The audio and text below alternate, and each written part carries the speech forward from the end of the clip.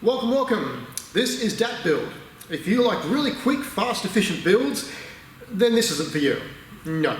This is going to take me a fair while, and for reasons that you'll find out very shortly once I go over it. Behind me we have a 1989 Porsche 964 Turbo Replica. This is not a Porsche by any means whatsoever, apart from visually. Now there are a couple of Porsche parts on it, lights, that's it really. But what we actually do have is a really cool kit car. It is completely fiberglass body, so the entire thing is reasonably lightweight. It's on a space frame chassis mounted to, of course, a Volkswagen Beetle underpinning. So what we do have is a convertible with a hardtop plate, a spider plate, and some actual Porsche parts otherwise, which we aren't going to use. Bonnet, well, the doors we actually will use, but again, there's more to that story than what we initially see. Go over that later. Up front, we have standard Porsche parts. Everything here is bolt-on Porsche panels, Porsche bonnets, Porsche bumpers, and even Porsche wheels. The doors, these currently are a single piece glassless setup designed purely as a convertible. Back here, that's where the trickery happens. And then of course the rear end, we do actually have a boot, bumper, and of course the actual taillight setup otherwise. In principle, this should be a completely easy build. We just suck a few bits on, do the engine, and job done. I wish. The people who actually put this together really hacked it up. So much so to the point where I'm basically going to be stripping it right down and starting again from scratch. The doors, well, there's no handle, and it honestly took me a fair while to figure out how to get into here. Luckily, there was only a couple of screws holding the entire skin on, so off that came so I could then actually find out how to do this. I will try to do this now without removing it. It is not the easiest thing, and I'm sure by now you can see that on the other side I've already removed it, just to do a bit further inspection. Bear with me. Come on. I'm getting a screwdriver, this will ease up. No! Ow! Ow! Come on. Come on. There we go. Whew. Ow. So, it opens, not exactly all the way, but of course then we have easy access to inside. And so at the back you can see, again, it looks really Porsche-like. It is a decent quality mould for what it is in total. When they actually would have made this, I'm sure it would have looked really good. Unfortunately, this one has been, well, again, not put together well, and then sitting outside in the weather for a while. So it hasn't fared greatly, but it's still a really good platform. Again, there is a lot of work, and we'll see a bit more very shortly. The dashboard, oh boy, that's going to take a while, that one. But everything else looks reasonably decent. So the wing, not exactly sold on yet. I don't think I'm going to keep it. It kind of looks okay. It also has a turbo wing, but the problem is that was out of a completely different mould, and it does not actually fit properly onto the slot where the boot goes. I keep saying boot because, of course, rear end of the car, front end of the car, this is technically called the engine lid for a Porsche, but nevertheless, it doesn't fit. So this one may need to be repaired. I may simply run it wingless. Yeah, I haven't really decided on that part just yet.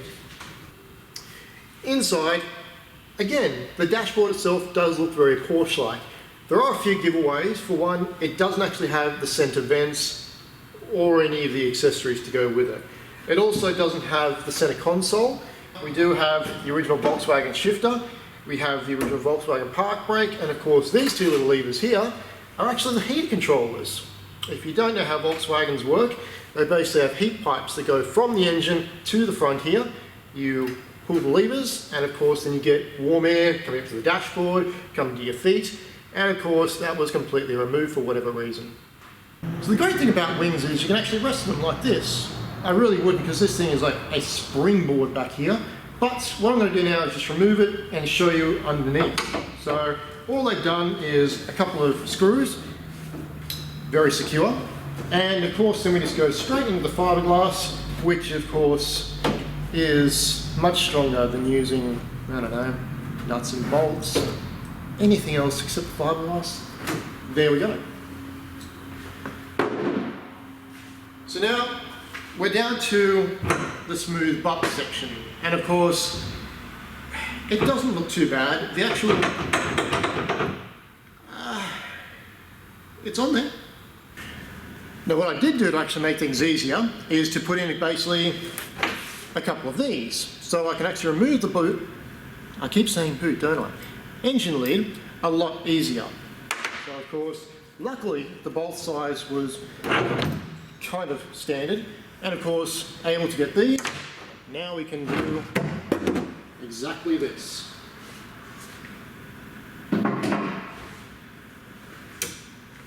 Apart from completely removing the actual chassis from the frame, this now gives me total access to the engine, makes it so much easier to work on. Of course, you can kind of see it. It's basically the little 1.5 litre Volkswagen engine.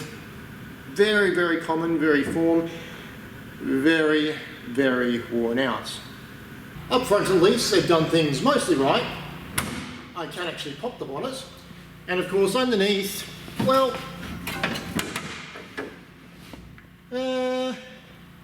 it's got a boot. Yeah. Let's pop this right here. Hope that doesn't land on my head. As we can see, there is rather a large cavity here right now. So when the car was picked up, the first thing I did obviously was check the fuel system, and the fuel tank internally was completely rusted out. So much so to the point where the fuel was in there, and I'm in a rather large shed right now. It stunk for about 3 days because the scent permeated right through the entire place from the fuel that was left in the tank, which had completely rusted out, and of course then caused all sorts of issues. So the fuel line, front to back, I ended up blowing it out, getting some compressed air. The line seems to be okay. All the rubber hoses and everything like that, different story, but the actual main line itself, I'm fairly confident is decent. I will of course inspect that further. The last thing I want is to finish this and then of course the car into flames. And then we have the petrol filler cap cover, which, well, there's no hole here, so this leads to the tyre. Handy. So if we're looking at tech specs between the Beetle and the Porsche 911, we see that, well, one's a bit longer than the other in the wheelbase, and that's by about 5.11 inches. And of course, it doesn't really seem like much, especially when you consider the doors are the same. I can literally bolt on Porsche doors, front panels are the same, bumpers the same, so all the trickery is happening right here. This, if you were to consider a 2+2, which the 911 technically is anyway, this is a long wheelbase 2+2. There is an extra 5.11 inches here that if you didn't really know or weren't really looking, it's a little hard to tell. But from afar, well, it's not bad. It is convincing. Now, if you remember how I mentioned, this came with a few other pieces to bolt onto it. Namely, one is the spider top. Unfortunately, both the spider top and the hard top that come with the car do not fit at all. Even with a bit of modification, I reckon. It is that far off that I really don't know what to do. I'm more inclined not to run this, and there is one very big reason why I probably won't full stop. but I do kind of like it. I like the look, I dig it. I kind of wish these had a bit more of a bubble shape as opposed to being flat. I think that really this makes the car look longer in the rear end than with it at all. So what do? I just kind of, yeah, I don't know. This is the roof, and of course, well, it kind of looks the part at first until you start to look a bit closer. As you can see from back there, there's a nice bit of light coming right through this section here. Add to that, the B-pillar section doesn't really seem to line up. And the reason for that being is this windscreen. Now if I line the roof up properly, like you see here in the rear section, the seam itself, nice and smooth, the actual edge of the actual top comes to the body line really crisp. But that's where it ends. The actual top piece itself is leaning too far back. So of course, we actually have a problem where even the doors themselves, with the pieces to hold the glass in, will not actually fit. The doors can physically fit, but the trim itself fouls immediately on the actual window frame. I'm left with a rather large problem because this is all a part of everything else. So the entire tub, everything connected, is all a part of this windscreen, which means I'm going to have to find a way to have this pushed forward enough so that A, the roof can line up properly, but then B, the doors can go back on to be able to close properly.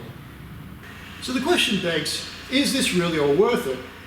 Well, when you consider the price of Porsches, especially 964s, they are not cheap at all.